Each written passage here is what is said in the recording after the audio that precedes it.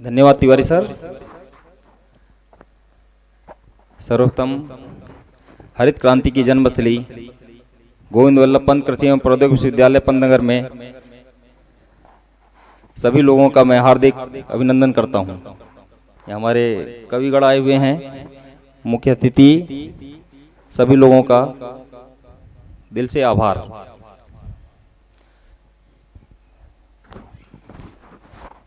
स्वयं सुरक्षा अभियान का एकमात्र उद्देश्य है, अपने घर की चिंता हम करते हैं, अपने देश की चिंता कौन करेगा, उसे भी हमें ही करना है। पुलवामा में 14 फरवरी को जो हमारे वीर जवानों पे अटैक हुआ, उस समय पूरे भारतवर्ष में प्रत्येक नागरिक बहुत दुखी था। 26 फरवरी को जो हमारे वीर जवानों ने पराक्रम किया, पूरे भारत ने, पूरे विश्व ने देखा उसको। हर आदमी खुशी से घूम रहा था, लेकिन वो जो खुशियां थी, उन खुशियों के बीच में किसी ने, जो भारतीय सेना के जवान हैं और उनके परिवार के, उनके बारे में किसी ने सोचा कि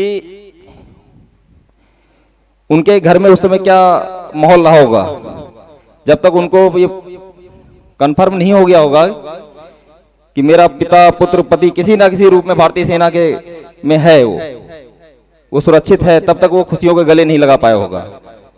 और किसके लिए वो भारतीय सेना के जवान और भारतीय सेना का परिवार किसके लिए? हमारे आपके लिए। तो जब वो सब हमारे लिए इतना कुछ करते हैं, तो क्या हमारा कोई नैतिक कर्तव्य नहीं बनता है देश के प्रति और उनके प्रति? जब हम हर उस चीज का पैसा देते हैं कि जिससे हमारा परिवार और हमारा भविष्य सुरक्षित है।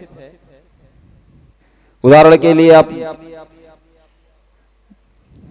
बीमा, रोड पे चलते हैं उसका टैक्स देते हैं, कार का, कौन सी ऐसी हमारे जीवन में आवश्यकताएं हैं, हर उस आवश्यकता का मूल्य हम लोग चुकाते हैं जिससे हमारा भविष्य सुरक्षित है। तो जिसने राष्ट्रीय सुरक्षा की गारंटी ले रखी है, उसके प्रति हमारा क्या कर्तव्य है?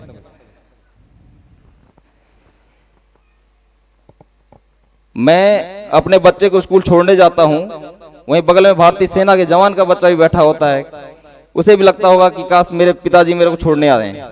शाम को मेरा बच्चा मेरे को फोन करता है कि पापा कुरकुरा ले आइएगा, चिप्स ले आइएगा।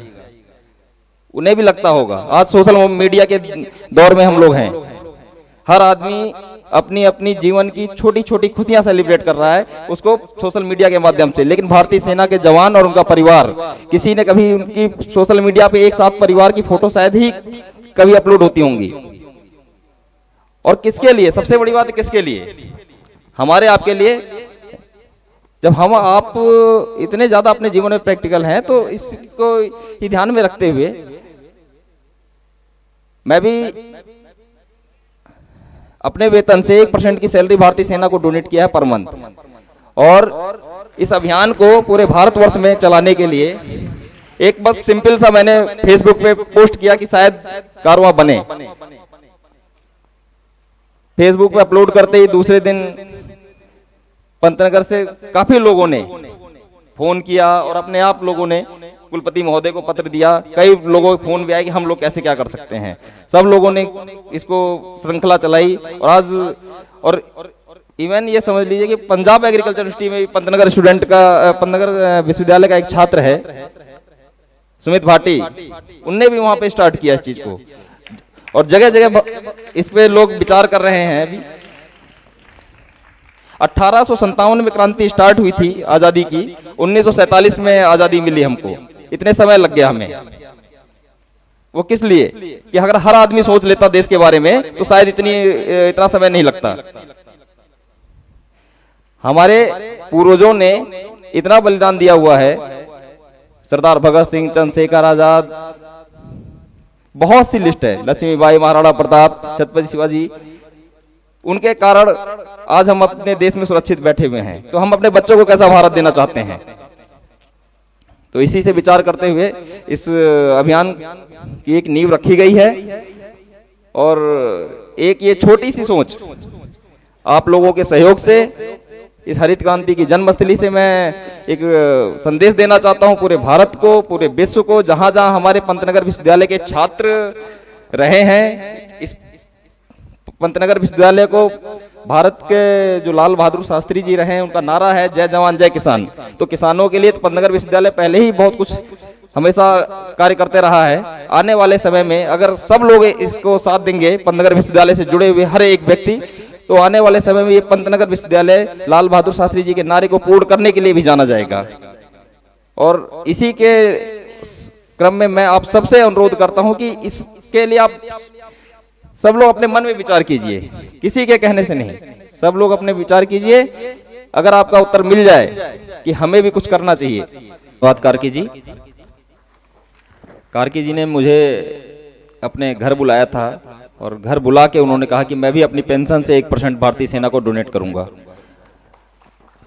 और उसी क्रम में एक स्वयं सुरक्षा अभियान के लिए एक सुखद सूचना है।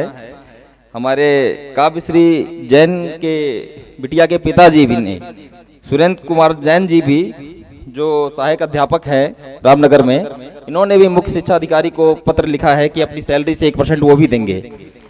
तो मैं उनसे कहूंगा कि अपनी बिटिया के पास में आके बैठे आके। आइए सुरेंद्र जैन जी। और एक